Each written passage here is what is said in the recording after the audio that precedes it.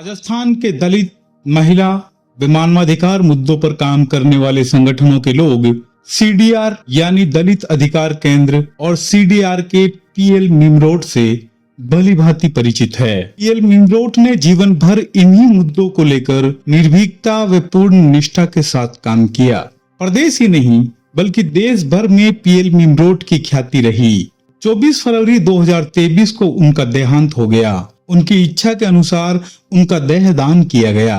उनके परिजनों व सीडीआर की टीम ने सवाई मानसिंह अस्पताल के मेडिकल कॉलेज प्रशासन को उनकी देह सुपुर्द की। पीएल मिमरोट का काम किसी से छुपा हुआ नहीं है, पर उनकी संघर्षमयी जीवन यात्रा को बहुत कम लोग जानते हैं। उनका जीवन अपने आप में एक यूनिवर्सिटी है, जिसे जानकर ढेर सारा ज्ञान प्राप्त किया जा सकता है। पीएल मिमरोट का पूरा नाम प्रभाती लाल मिमरोट है। उनका जन्म 10 अप्रैल 1939 को दिल्ली के 8 कोठड़ी नामक मोहल्ले में हुआ था। इनका परिवार राजस्थान के दौसा जिले के बिवाई गांव का है। उनके पिता खेराती लाल बचपन में ही अनाथ हो गए थे। गांव में आजीविका के लिए न जमीन थी और न ही रोजगार था। कोई सहयोग करने वाला भी नहीं था। गांव में जो पुश्तैनी कच्चा घर था वो भी टूट गया था। गांव में मुश्किलें झेल रहे खेराती लाल एक दिन गांव छोड़कर दिल्ली चले गए। वे दिल्ली के 8 कोठड़ी इलाके में गए, जहां उनके गांव व आसपास के गांव के उन्हीं की बिरादरी के लोग रहते थे। वे वहां पर कपड़ा मिल में मजदूरी करने लगे। शुरुआत में 8 कोठड़ी में रहे और उसके बाद पदम नगर में रहने लगे।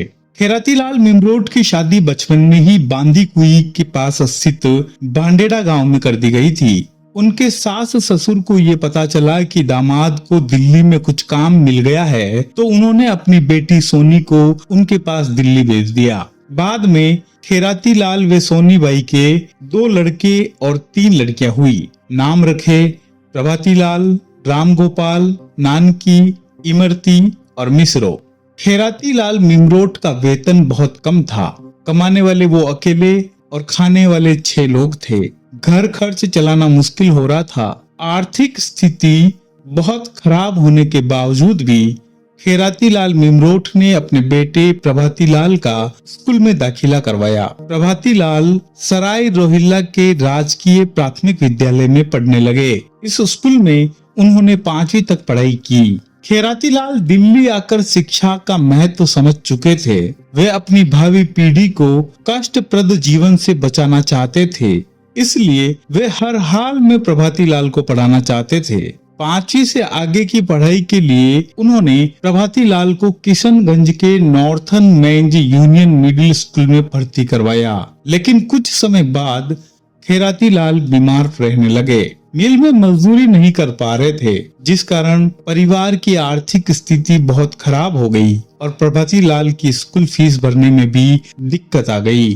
किताबें और यूनिफॉर्म खरीदने में भी असमर्थ हो गए थे। अब प्रभाती लाल के पास 2 रास्ते थे, या तो पढ़ाई छोड़कर पिता की तरह उसी मिल में मजदूरी शुरू करे या किसी से मदद लेकर पढ़ाई जारी रखे। उस दौर में प्रभाती लाल को अपने शिक्षकों, परिचितों और साथियों से मदद मिल गई। उनकी स्कूल की जरूरतें तो पूरी हो गई, लेकिन घर की माली हालत दिन ब दिन बिगड़ती ही जा रही थी और ऊपर से माँ सोनी देवी का मानसिक संतुलन बिगड़ गया। ऐसे में प्रभाती लाल ने हिम्मत बटोरी और ट्यूशन पढ़ाने का काम शुरू किया। उससे होने वाली कमाई से घर का खर्चा निकाला। इस तरह से जीवन जीते हुए 8वीं कक्षा तक की पढ़ाई पूरी की। पीएल मिमरोट के जीवन की एक बहुत ही खास बात यह रही कि उन्होंने डॉक्टर भीमराव अंबेडकर को न केवल पास से देखा बल्कि उनके सामने बैठकर उनका भाषण भी सुना। बात 1955 की है। उस वक्त प्रभाती लाल की उम्र 15 वर्ष थी और वे 8वीं पास कर चुके थे। डॉक्टर भीमराव अंबेडकर दिल्ली के पंचकुइया रोड पर स्थित बेरवा समाज के अंबेडकर भवन में आते थे। यहाँ बेरवा समाज के लोग सामाजिक बैठकें आदि किया करते थे। कभी कभी रविवार को यहाँ डॉक्टर भीमराव अंबेडकर बैठक को संबोधित किया करते थे। ये वो समय था जब डॉक्टर अंबेडकर अपना सारा समय बौद्ध धर्म के प्रचार प्रसार में लगा रहे थे। इस बैठक के बारे में खेराती लाल जी को भी जानकारी मिली। उन्होंने डॉक्टर भीमराव अंबेडकर के बारे में काफी कुछ सुन रखा था। उन्होंने भी बैठक में जाना तय किया। वे प्रभाती लाल को भी अपने साथ ले गए। उन्होंने प्रभाती लाल को पहले से ही डॉक्टर भीमराव अंबेडकर के बारे में बता रखा था। बैठक के दौरान प्रभाती लाल सबसे आगे की पंक्ति में बैठे। उन्होंने बहुत करीब से डॉक्टर अंबेडकर को देखा और सुना। उस भाषण को सुनने से उनमें सामाजिक कार्य के बीज पड़ गए। दिल्ली के पदम नगर में बेरवा समाज के माने हुए पंच पटेल समाज सुधारक और साधु संत लोग रहा करते थे। यहाँ से अखिल भारतीय बेरवा महासभा नामक संगठन भी चलता था, जिसमें स्वामी विवेकानंद साहेब, वैद्य सोनलाल व मास्टर धन्नाराम प्रमुखता से सक्रिय थे। अखिल भारतीय बेरवा महासभा के जरिए कई सारे सामाजिक कार्य किए जा रहे थे। महासभा ने युवाओं को अपने साथ जोड़ने के उद्देश्य से बेरवा वीर सेवा दल का गठन किया था। महासभा के सबसे सक्रिय शिव प्रसाद मरमट ने प्रभाती लाल को इस संगठन से जोड़ दिया और संगठन का मंत्री बना दिया। उस समय बेरवा वीर सेवा दल का मुख्य उद्देश्य था आसपास की बस्तियों में विवाह होने पर बारात का भव्य स्वागत करना, भात व जामना में मेहमानों की सेवा भाव से खातिरदारी करना और सभी जूठे बर्तनों को धोना। प्रभाती लाल भी ये सब काम करने में जुट गए। उधर प्रभाती लाल के परिवार की स्थिति खराब होती जा रही थी। एक छोटे से कमरे में उनका परिवार बड़ी मुश्किल से रह रहा था। उनके पिता का स्वास्थ्य दिन ब दिन खराब होता जा रहा था। धीरे धीरे उनकी स्थिति इतनी खराब हो गई कि उन्होंने दिल्ली छोड़कर वापस गांव लौटने का इरादा कर लिया और एक दिन पूरा परिवार गांव लौट आया। गांव के पुश्तैनी कच्चे मकान को रहने लायक करने के बाद परिवार यहाँ रहने लगा, लेकिन यहाँ रोजगार का कोई जरिया नहीं था, कोई मददगार भी नहीं था। प्रभाती लाल को पढ़ाई करनी थी, इसलिए वो तकरीबन 1 माह तक गांव में रुकने के बाद वापस दिल्ली लौट गए। वहां रहकर वो फिर से बच्चों को ट्यूशन पढ़ाने लगे ताकि खुद का खर्च निकाल सके। उधर गांव में उनके माता पिता व भाई बहनों के खाने के लाले बढ़ गए। कुछ दिनों बाद परिवार फिर से दिल्ली आ गया। अब फिर से खाने कमाने की समस्या खड़ी हुई। उनकी पढ़ाई करने की हिम्मत जवाब देने लगी। परिवार की दशा को देखते हुए उनके पिता बीमार हालत में भी वापस कपड़ा मिल में मजदूरी करने लगे। पिता को संघर्ष करते देखकर प्रभाती लाल की हिम्मत लौटी और आगे पढ़ाई जारी रखी। बाद में मैट्रिक करने के लिए पंजाब यूनिवर्सिटी में दाखिला लिया और सन 1958 में मैट्रिक की परीक्षा पास कर ली। अब वे 19 साल के थे और 10वीं पास का सर्टिफिकेट उनके पास था। यह उन दिनों बड़ी उपलब्धि हुआ करती थी। दिल्ली में बेरवा समाज के कई मौतवीर लोग बाबू जगजीवन राम के संपर्क में थे। उन्हें प्रभाती लाल के मैट्रिक पास होने की जानकारी मिल गई। जगजीवन राम उस समय केंद्र सरकार में रेल मंत्री थे। प्रभाती लाल की पारिवारिक स्थिति सबको पता थी। उन लोगों ने समाज के पढ़े लिखे युवा प्रभाती लाल को सरकारी नौकरी दिलवाने का तय किया। वे प्रभाती लाल को साथ लेकर बाबू जगजीवन राम के पास पहुंचे। उन्होंने जगजीवन राम से प्रभाती लाल को नौकरी दिलवाने की रिक्वेस्ट की। बाबू जगजीवन राम ने प्रभाती लाल को गौर से देखा और बलवंत सिंह को बुलाया। बलवंत सिंह उत्तर रेलवे में वरिष्ठ कार्मिक अधिकारी थे। वे प्रभाती लाल को उत्तर रेलवे के प्रधान कार्यालय में ले गए। वहां प्रभाती लाल की अर्जी ली और रेलवे के लेखा विभाग में नौकरी लगने के बाद प्रभाती लाल पीएल मीमरोट हो गए। नौकरी लगने से पीएल मीमरोट के परिवार की आर्थिक स्थिति सुधरी। इसी साल उनका गोना हुआ। उनकी शादी दौसा के महुआ इलाके के पाखरचोड़ा गांव निवासी तेजाराम बेरवा की बड़ी बेटी फागुनी देवी से की गई थी। इसी साल इनके एक बेटी हुई जिसका नाम मीना रखा गया। मीना के जन्म के कुछ दिन बाद ही फागुनी देवी का देहांत हो गया। पीएल मीमरोट की नौकरी लगने से उनके पिता खेराती लाल बहुत खुश थे। अब वे घर पर ही रहते थे। करीब 3 साल बाद उनका देहांत हो गया। अप्रैल 1965 में पीएल मीमरोट का दूसरा विवाह दौसा जिले की सिकराई तहसील के शेखपुरा गांव के वरदाराम बेरवा की बेटी शांति देवी के साथ हुआ। इनके एक बेटा हुआ हेमंत और 2 बेटियां हुई सरोजबाला व कुसुमलता। 1977 में मीमरोट की सबसे बड़ी बेटी मीना का देहांत हो गया। मीमरोट जी ने दिसंबर 1997 में सरोजबाला का, फरवरी 1998 में बेटे हेमंत का और सितंबर 2001 में कुसुमलता का विवाह करवाया। दुर्भाग्य से कोविड काल में 25 जनवरी 2021 को कुसुमलता का देहांत हो गया। मीमरोट जी के बेटे एडवोकेट हेमंत और बेटी सरोजबाला के पति एडवोकेट सतीश कुमार सीडीआर से जुड़े रहे हैं। सतीश कुमार ऐसे शख्स है जिन्होंने पीएल मीमरोट जी के साथ सर्वाधिक समय काम किया। पीएल मीमरोट जी को मां का साथ लंबे समय तक मिला। 1992 में उनकी मां सोना देवी का देहांत हो गया। 1965 में पीएल निमरोट श्रीनगर की सकूर बस्ती में रहने लगे। कुछ समय बाद ही वहां से मकान खाली करना पड़ गया। इसके बाद वे थान सिंह नगर में रहने लगे, लेकिन शिव प्रसाद मरमट का साथ बना रहा। वे शिव प्रसाद मरमट को अपनी साइकिल से सामाजिक कार्यक्रमों में ले जाते थे। उन्होंने नौकरी के साथ सामाजिक सक्रियता भी बनाए रखी, लेकिन किराए के मकान बदल बदल कर तंग आ चुके थे। उनकी इस स्थिति से शिव प्रकाश मरमट वाकिफ थे। उन्होंने पीएल निमरोट को अपने घर के पास एक छोटा प्लॉट दिलवा दिया। बाद में पीएल निमरोट वहां मकान बनाकर रहने लगे। उन दिनों पीएल निमरोट का संपर्क केवल बेरवा महासभा तक ही सीमित न रहकर पूरे दलित समुदाय तक हो गया। इसके चलते उनका संपर्क मान्यवर काशीराम से भी हो गया। हालांकि वे महासभा के कई पदाधिकारियों की तरह मान्यवर काशीराम से प्रभावित थे, लेकिन उन्होंने बसपा ज्वाइन नहीं की। रेलवे में नौकरी करने के कारण दलित शोषित समाज संघर्ष समिति और बामसेफ से संपर्क में रहे।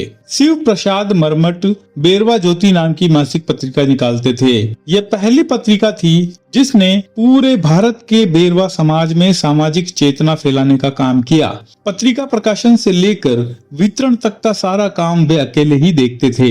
जब पीएल निमरोट उनसे जुड़े तो वे पत्रिका प्रकाशन व वितरण में हाथ बटाने लगे। शिव प्रसाद मरमट ऐसे व्यक्ति थे जो पीड़ित व्यक्ति के लिए रात में 2-3 बजे तक जाग कर भी अर्जियां टाइप करते थे। सुबह पीड़ित को साथ में लेकर उसको न्याय दिलवाने में लगे रहते थे।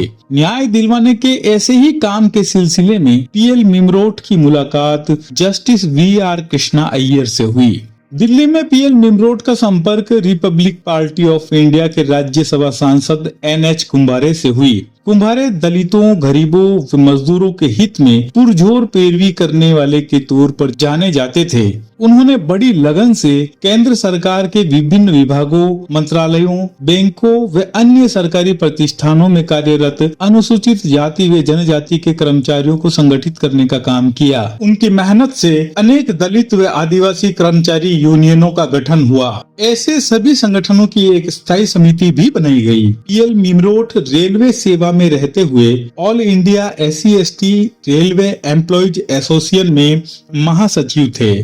पीएल निमरोट के जीवन पर शिव प्रसाद मरमट, NH कुंभारे और जस्टिस वीआर कृष्णा अय्यर का बहुत प्रभाव रहा।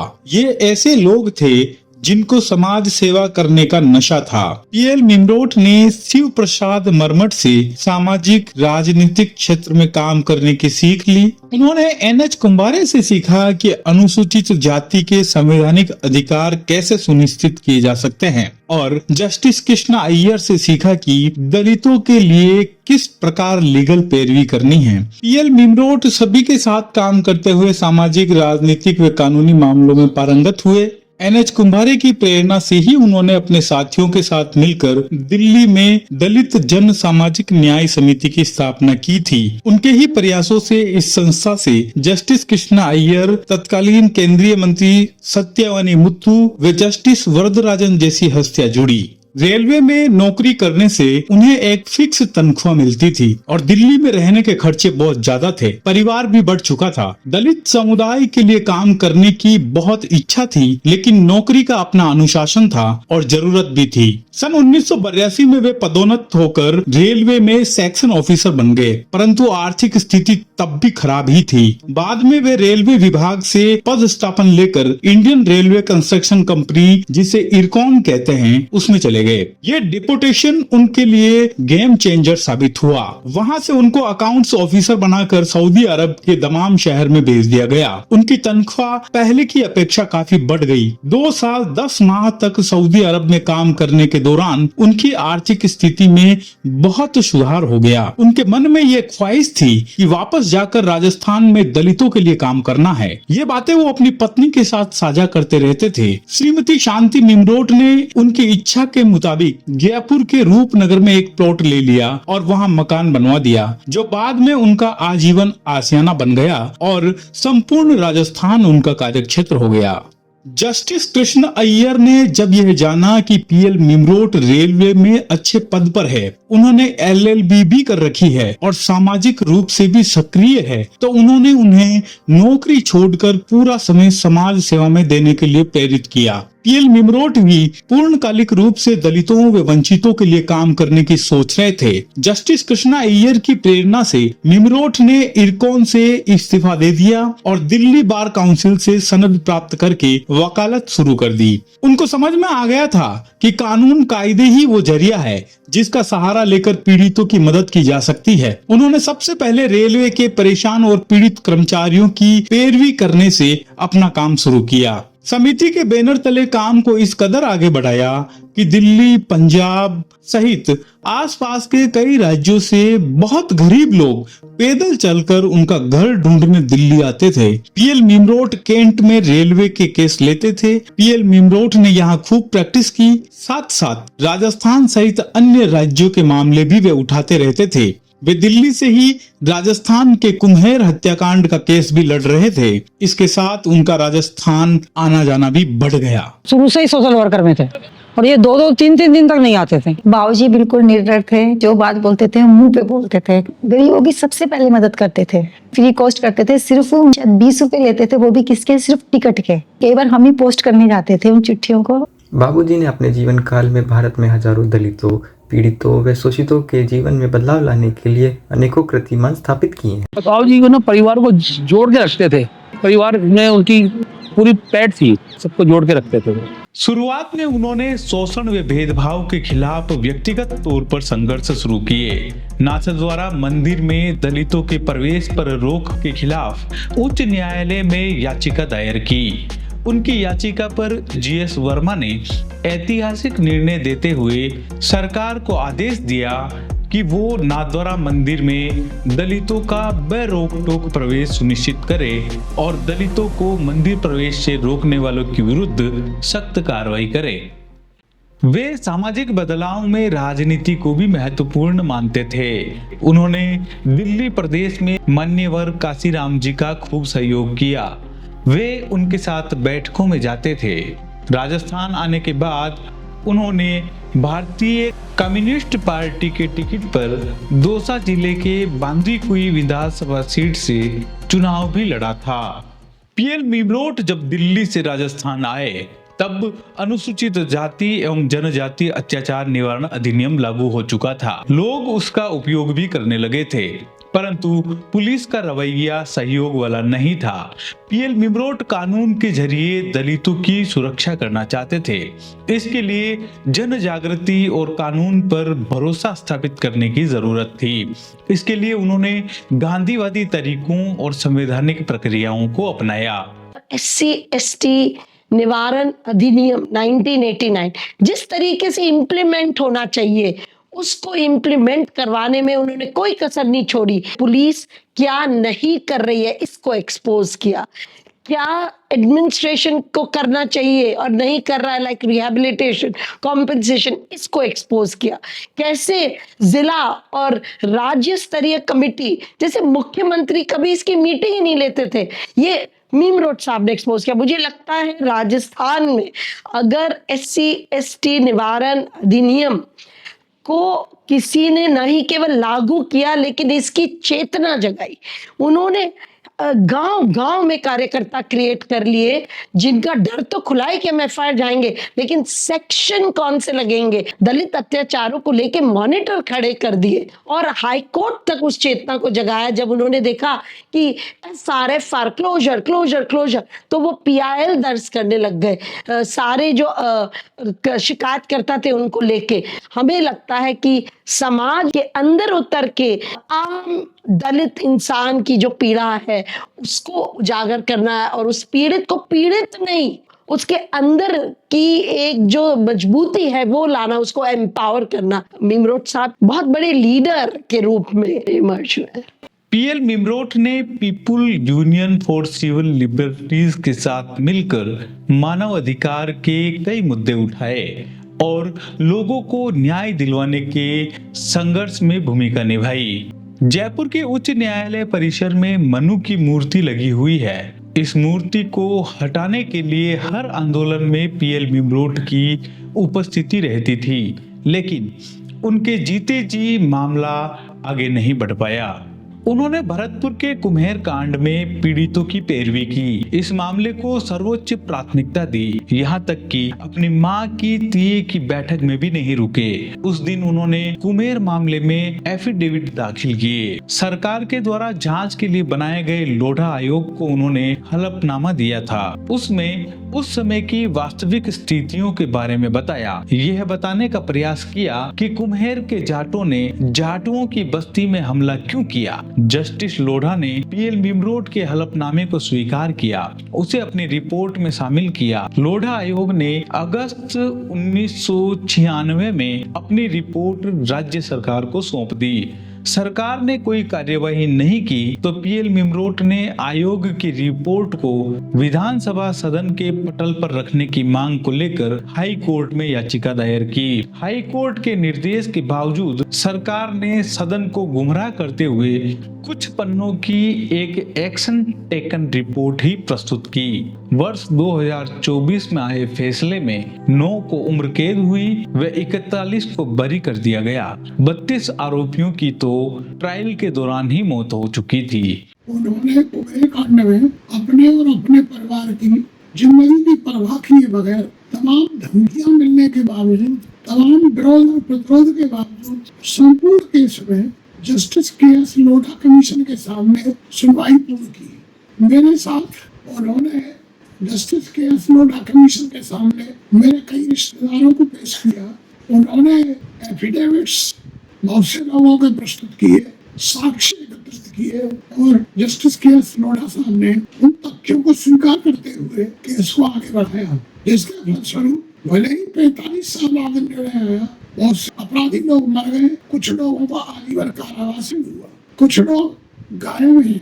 पीएल मिमरोट ने हर मंच पर दलित भेदभाव व अत्याचार के मामलों को उठाने के प्रयास किए। भारत में जातिगत भेदभाव और उत्पीड़न की स्थिति का जायजा लेने के लिए ह्यूमन राइट वॉच संगठन की ओर से स्मिता नरूला को भेजा गया था। उनको भारत के 6 राज्यों में दलितों की स्थिति का अध्ययन करना था। पीएल मिमरोट जब उनसे मिले तो उनके दौरे में राजस्थान को शामिल नहीं करने पर सवाल उठाया। उन्होंने नरूला को कुम्हेर कांड के बारे में विस्तार से बताया और राजस्थान के तमाम मामलों से अवगत कराया। इसका फायदा हुआ कि नरूला द्वारा लिखित रिपोर्ट और किताब ब्रोकन पीपुल्स में राजस्थान के दलितों की स्थिति का संक्षिप्त उल्लेख आ पाया।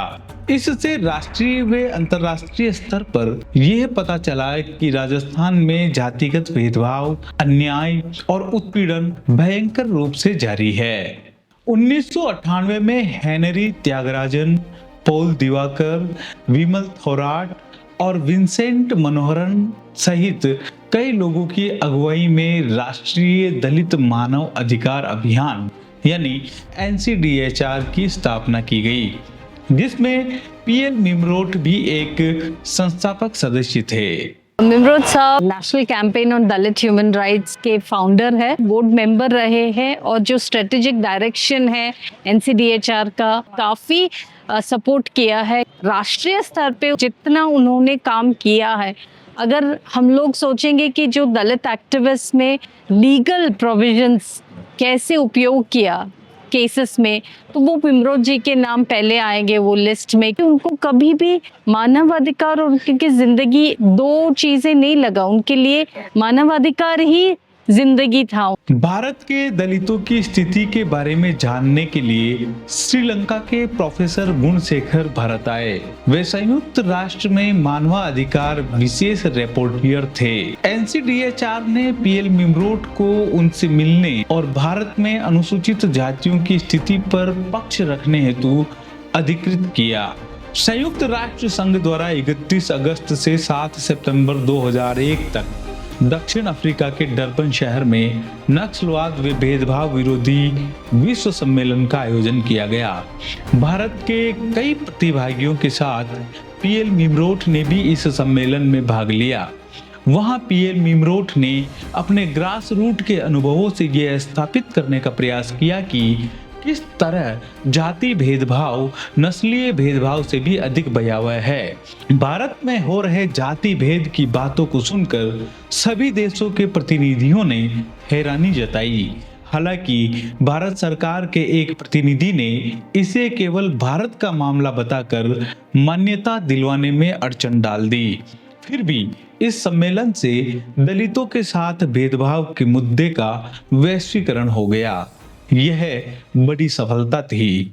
ये सबसे पहले निमरोड साहब ने ही सोचा था कि अनटचेबिलिटी भी रेसिज्म का एक हिस्सा है। अब तक सिर्फ इसको हिंदुस्तान की आंतरिक समस्या माना जाता था। उन्होंने डरबेन में जाकर इस बात को उठाया और दुनिया को बताया कि रेसिज्म का मतलब दो रेसिज्म में फर्क नहीं है, एक हिंदुस्तान के अंदर भी दलितों के साथ जो छुआछूत की जा रही है वो रेसिज्म का दूसरा रूप है और उससे दलित अधिकारों को इंटरनेशनल मान्यता मिली।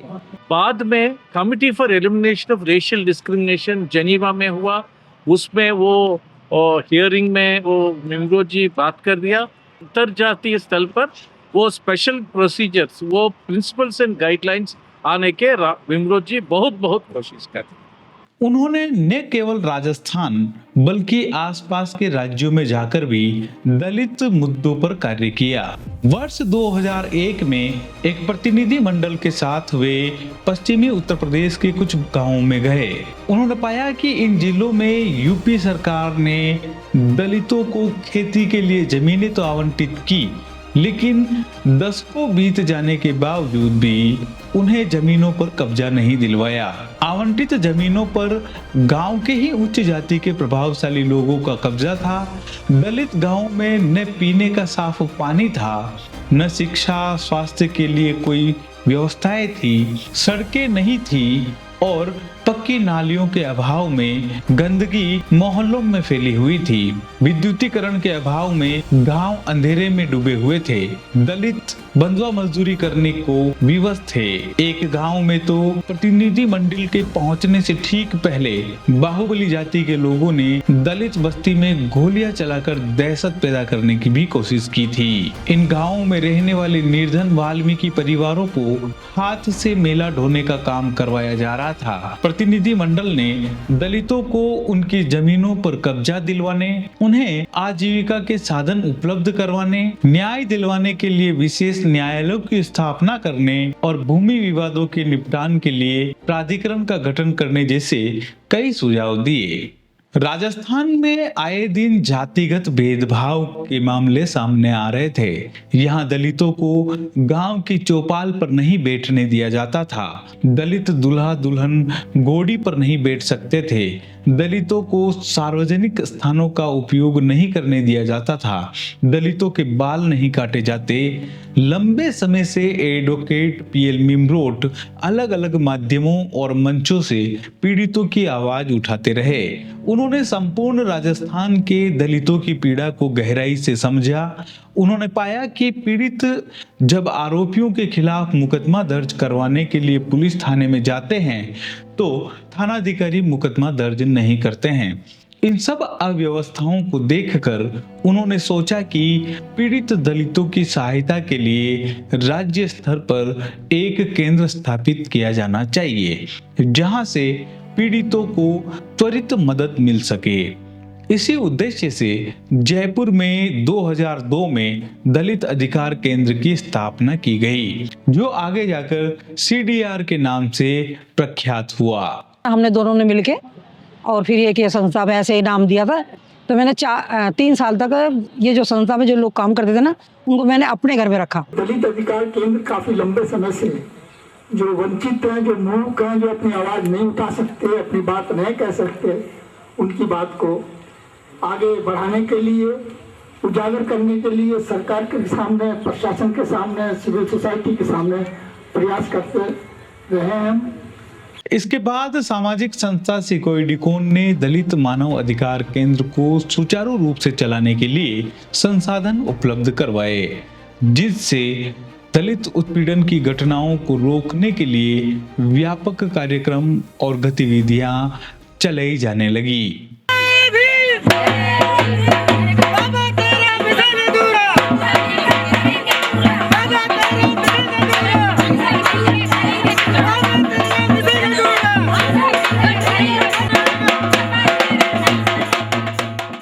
सीडीआर के द्वारा राजस्थान के विभिन्न जिलों और राज्य स्तर पर जन सुनवाइयां की गई।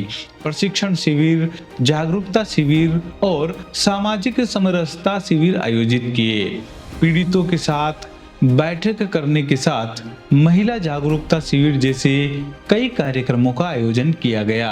अनुसूचित जाति एवं जनजाति अत्याचार निवारण अधिनियम के तहत चालान होने लगे और दलित पीड़ितों को मुआवजा राशि मिलने लगी।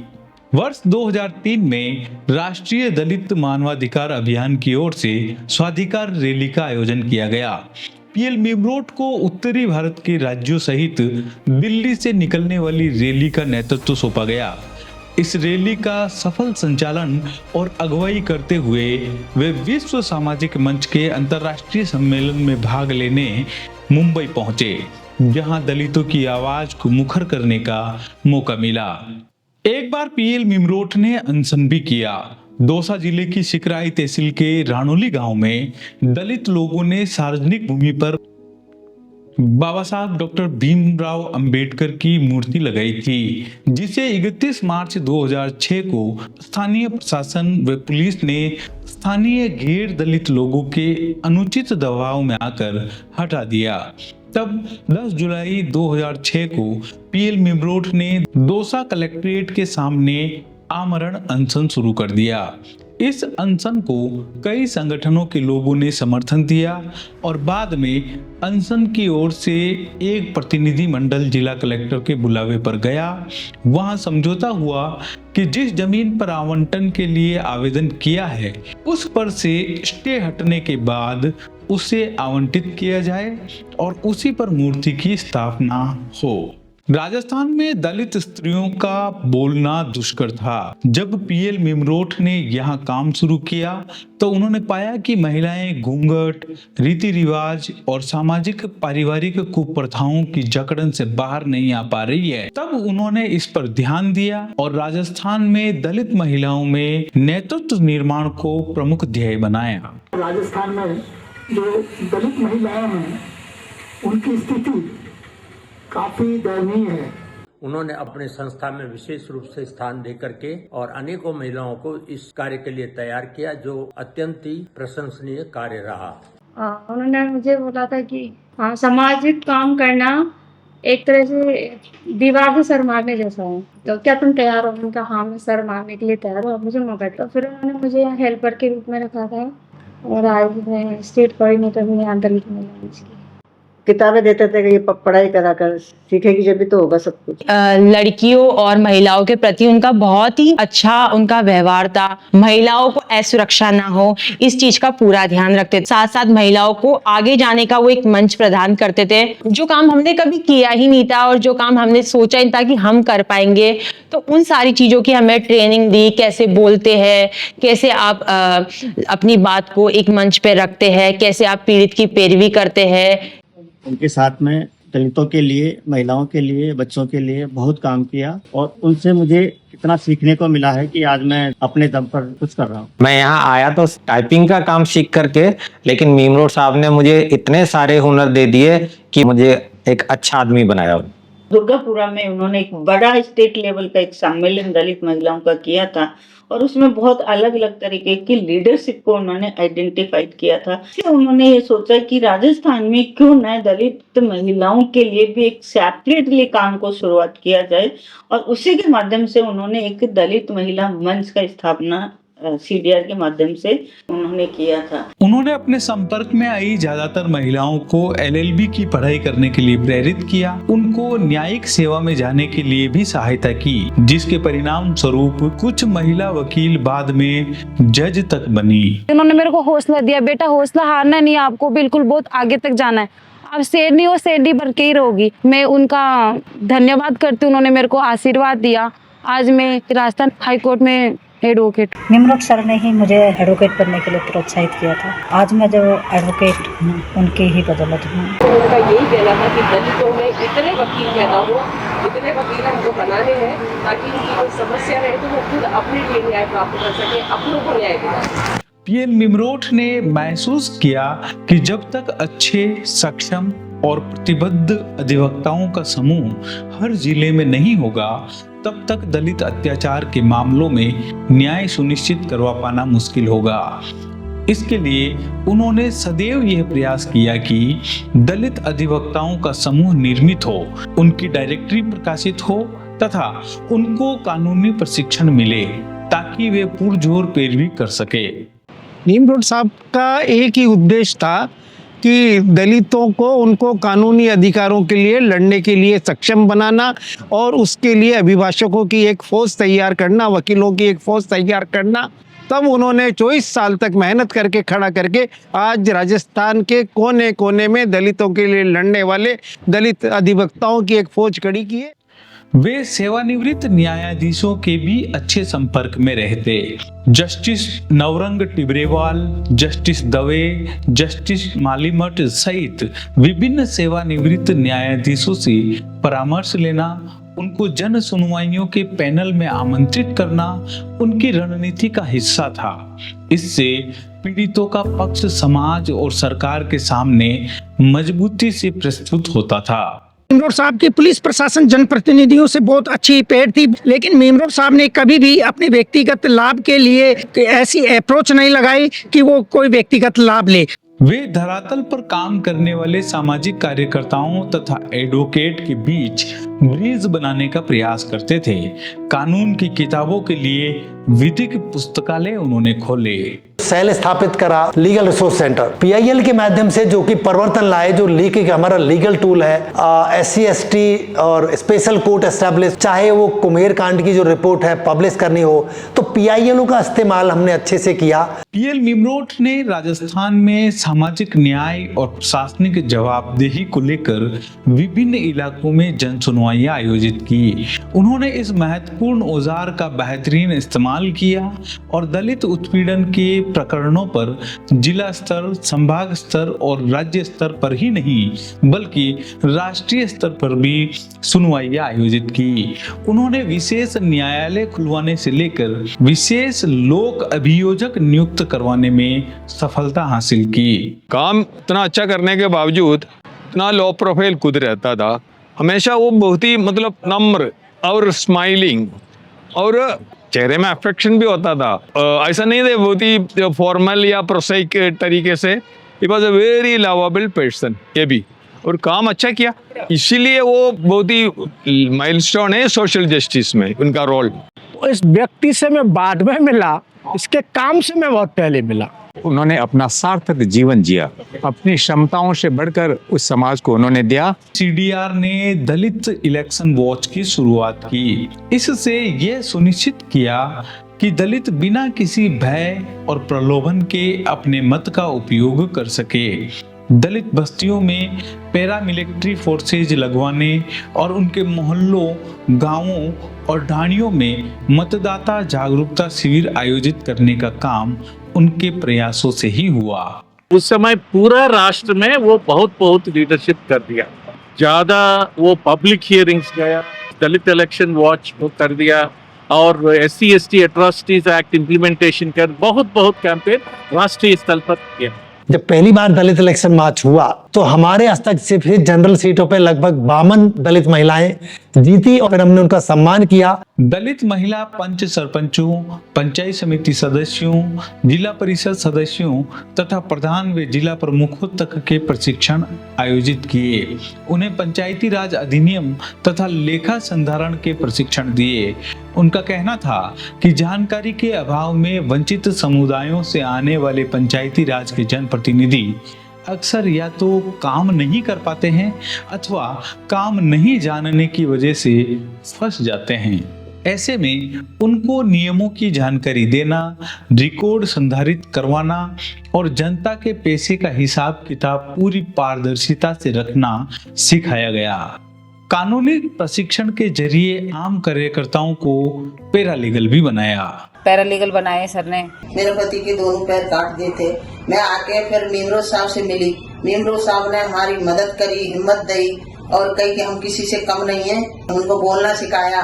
मैं जब से नीमरोड साहब से मिलके मुझे बहुत अच्छा लगा, कुछ सीखने को मिला। हिम्मत के बाद हम टिफिन सेंटर चलाया। फिर मैं बड़ी NGO में अब मैं खाना देती हूँ, मेरे बच्चे अच्छे पढ़े लिखे, अब मैं हिम्मत नहीं हारती। मीम रोड साहब ने पूरे राजस्थान में कम से कम 10,000 तो कार्यकर्ता ऐसे तैयार कर दिए जो कहीं भी अत्याचार होता था आवाज उठाते थे, मीम रोड साहब को यहाँ पे सूचना कर देते कि साहब ऐसी ऐसी इस जगह घटना हुई है, और गंभीर घटना होती तो हम स्वयं लेके जाते थे फैक्ट फाइंडिंग करने के लिए। आप अपने को कम मत आंका करो और अपनी झिझक खोलिए। आपको इतना सशक्त बनना है कि आपको समाज का नेतृत्व करना है, और आपको ऐसे नेतृत्व से लीडरशिप तैयार करनी है समाज में, ताकि अकेला सीडीआर ही नहीं, सीडीआर के साथ समाज के बहुत सारे लोग सक्रिय रूप से काम करें और इस न्याय की लड़ाई के मूवमेंट को बहुत तेजी से और एक बड़े विशाल रूप में अपन आगे बढ़ा सकें।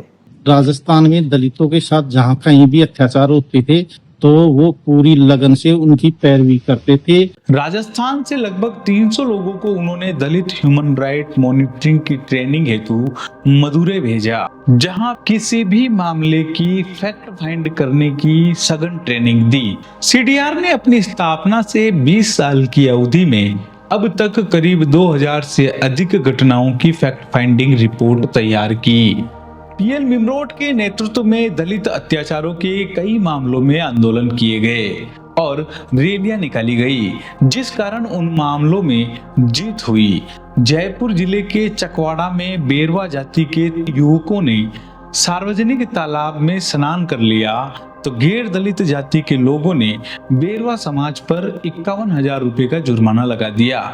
जुर्माना न देने पर बेरवा परिवारों का सामाजिक बहिष्कार कर दिया। बेरवा समाज के लोगों ने उनके खिलाफ एफआईआर दर्ज करवाई तो पुलिस ने एफआईआर लगा दी। पीएल मिमरोट को पता चला तो वे कई सामाजिक कार्यकर्ताओं के साथ जांच करने के लिए चकवाड़ा जा पहुंचे। उन्होंने देखा कि तालाब पर बोर्ड लगा था जिस पर लिखा था दलितों व महिलाओं का तालाब में प्रवेश वर्जित है। इस क्षेत्र में बढ़ते जातीय वैमनस्य को देखते हुए उन्होंने कई संगठनों के साथ मिलकर चाकसू से चकवाड़ा तक सद्भावना रैली शुरू की, जिसमें लगभग 250 पदयात्री थे। इनमें अधिकतर गैर दलित थे। चाकसू से माधुपुरा के बीच सभी गांवों में इस रैली का स्वागत हुआ और आम सभाएं हुई, लेकिन फागी से पहले इसे रोक देना पड़ा। सूचना मिली कि फागी में 15 से 20,000 गैर दलित लोगों की उत्तेजित भीड़ खड़ी थी और रैली की ओर आना चाह रही थी। पुलिस ने भीड़ को रोकने का प्रयास किया तो भीड़ ने पुलिस पर पथराव कर दिया, जिसमें तत्कालीन जिला कलेक्टर सुधांशु पंत, पुलिस अधीक्षक लियाकत अली, डीआईजी अजीत सिंह सहित कई पुलिस व प्रशासनिक अधिकारी घायल हो गए। तब उग्र भीड़ को काबू में करने के लिए अतिरिक्त पुलिस जाब्ता मंगाया गया और भीड़ को तितर बितर करने के लिए रबर की गोलियां चलाई गई। बाद में पीएल मिमरोट प्रतिनिधि मंडल के साथ तत्कालीन सीएम अशोक गहलोत से मिले और प्रभावी पैरवी की। उसी का असर हुआ कि चकवाड़ा में दलितों की सुरक्षा हेतु स्थायी पुलिस चौकी की स्थापना की गई। साथ ही पीड़ित दलित बाबूलाल बेरवा की सुरक्षा के लिए राज्य सरकार द्वारा निःशुल्क सुरक्षा प्रहरी तैनात किया गया। इसके अलावा चकवाड़ा के सार्वजनिक तालाब के महादेव घाट, गणेश घाट, जोरावर घाट पर दलितों को नहाने का अधिकार मिला, जो चकवाड़ा के बेरवा समुदाय की ऐतिहासिक सफलता थी। चकवाड़ा एक्चुअली बहुत बड़ा मिसाल है राजस्थान के लिए और देश भर के लिए, क्योंकि पानी को लेकर जिस तरह सताया जाता है एक दलित को, जो पानी का संसाधन है, ये उस संसाधन पे किसका नियंत्रण है, इस बात की लड़ाई है। और इस लड़ाई को लड़ने में एक बहुत बड़ी जीत हासिल करी इस बराबरी की लड़ाई ने। 2007 में राजस्थान की वसुंधरा राजे सिंधिया सरकार ने राजस्थान काश्तकारी अधिनियम 1955 की धारा 42B में संशोधन करने का प्रस्ताव विधानसभा में रखा। दलित संगठनों ने इसका विरोध किया, सीडीआर ने भी इसका विरोध किया, लोगों को इसके बारे में अवगत कराया। राजस्थान में 2 रैलियां निकाली गई, जयपुर में सभा की गई और सरकार के इस प्रस्ताव का पुरजोर विरोध किया गया। इन सब का सरकार पर प्रभाव पड़ा। विरोध के आगे मजबूर होकर सरकार को वो संशोधित प्रस्ताव स्थगित करना पड़ा। राष्ट्रीय अनुसूचित जाति आयोग के तत्कालीन अध्यक्ष बूटा सिंह ने भी राजस्थान सरकार को पत्र लिखकर इस कथित प्रस्ताव पर रोक लगाने को कहा। पीएल मिमरोट ने बौद्धिक संपदा का निर्माण करने का काम भी बखूबी किया। उनको ये भी समझ में आया काम करते हुए कि लोगों को अनुसूचित जाति जनजाति अत्याचार निवारण अधिनियम जो है उसकी कितनी कम जानकारी है। कार्यकर्ताओं को नहीं है, आम जनता को नहीं है, वो तो ठीक है, लेकिन जो जांच अधिकारी है उसको भी जानकारी नहीं है। तब उन्होंने एक किताब लिखी, दलित अत्याचार एवं विधिक उपचार, और उस किताब को उन्होंने एक तरीके से प्राइमर की तरह इस्तेमाल किया। वो जहां भी जाते थे, किसी भी कार्यकर्ता से मिलते थे, तो सबसे पहले वो किताब उसको देते थे। और उस किताब में कानून के बारे में था और कानून के रूल्स के बारे में था, इवन कि आपको किस तरह का एक शिकायत करनी है, वो शिकायत का फॉर्मेट भी, आवेदन भी उसमें होता था। तो उनको ये भी समझ में आया कि बाबा साहब अम्बेडकर के बारे में लोगों की जानकारी बहुत ज्यादा नहीं है, तो उन्होंने डॉक्टर अम्बेडकर और उनके विचार एक किताब लिखी, और उस किताब की 1 लाख प्रतियां राजस्थान के कोने कोने तक पहुंचाई। तो जो अम्बेडकरिज्म का जो थॉट है वो लोगों तक पहुंचाने का काम उन्होंने किया, और इसी तरीके से उनके और भी बहुत सारे लेखन और प्रकाशन थे। तो मैं उनको देखता हूं तो मुझे ये महसूस होता है कि वो जो इंटेलेक्चुअल प्रॉपर्टी बनानी है समाज की, जो बौद्धिक संपदा का निर्माण करना है, और ये जो ओरल ट्रेडिशन है आपका नहीं लिखने का, उसको रिटन ट्रेडिशन में बदलने का जो काम है वो पीएल मिमरोट जी ने किया। क्योंकि आज जो आप लिख रहे हैं, आज चाहे आप डायरी क्यों नहीं लिख रहे हैं, आज आप एक पत्र लिख रहे हैं, आज आप एक शिकायत पत्र लिख रहे हैं, ये 50 साल बाद में ये हिस्ट्री हो जाने वाला है, यही इतिहास है। तो उन्होंने बौद्धिक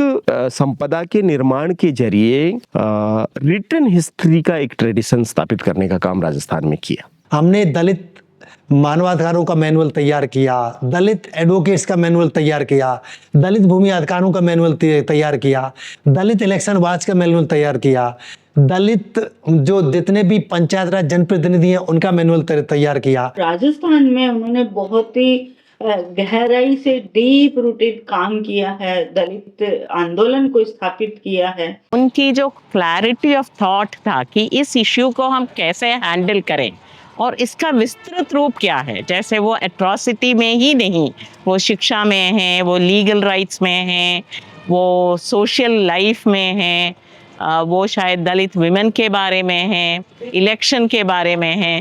तो हर बार आश्चर्य था कि इतनी सीनियर होने के बाद भी वो नई नई पहलू ढूंढते रहे और उसके ऊपर काम करने के लिए हर बार वो ऑलवेज रेडी था। उन्होंने जो सीडीआर की एक रूपरेखा बनाया और इतनी सारी यूथ को उसमें ट्रेनिंग दे दिया, सतीश जी पूरी तरीके से सीडीआर को बनाने में उनका साथ दिया, और उनकी documentation, I think these are really very very standing out things of Mimrot ji. वे राष्ट्रीय न्यायिक एकेडमी भोपाल से भी जुड़े। उन्होंने राजस्थान पुलिस अकादमी के साथ भी ट्रेनिंग की। उन्हें जब भी मौका मिला तब देश और विदेश में हर तरह का प्रशिक्षण लिया। उनकी खासियत थी कि वे जहां भी जाते वहां अपने मुद्दों को तो पूरी तैयारी से तथ्यात्मक रूप से रखते ही वहां के वंचित समुदायों के बारे में भी वे जानने का प्रयास करते और भारत लौटकर यहाँ के लोगों को अपने आलेखों और भाषणों के जरिए अवगत करवाना नहीं भूलते। पीएल मिमरोट की अंतिम इच्छा। दिया बुझने से पहले तेज लो में जलता है। लोग समझते हैं कि देर तक जलेगा, परंतु असल में यह दिया बुझने वाला है। सारी स्मृतियां, यादगारें यहीं रह जाएगी। चंद दिनों बाद अस्तित्व ही धूमिल हो जाएगा। प्रकृति का नियम बदलाव है। पुराने पेड़ ढहते नए पेड़ पौधों का उद्भव होता है। 5 महीने की नई जिंदगी मिली। हसरतें थी कि कुछ अधूरे काम पूरा करूं, परंतु हालात ने और स्वास्थ्य ने ये कार्य पूरे न होने दिए। अब शायद ये काम पूरे न हो पाएंगे। मेरी ये अंतिम इच्छा है कि दलित अधिकार केंद्र का कार्य सुचारू रूप से चलता रहे। राजस्थान के करोड़ों दबे कुचले और निरीह लोगों की आस है। उनकी आस को पूरा कर उनके आंसू पोंछने का काम चालू रहे। आप सभी भीम के शक्तिपुंज से प्रेरणा लेकर आगे बढ़ते रहें, यह मेरी अंतिम इच्छा है। पीएल मिमरोट।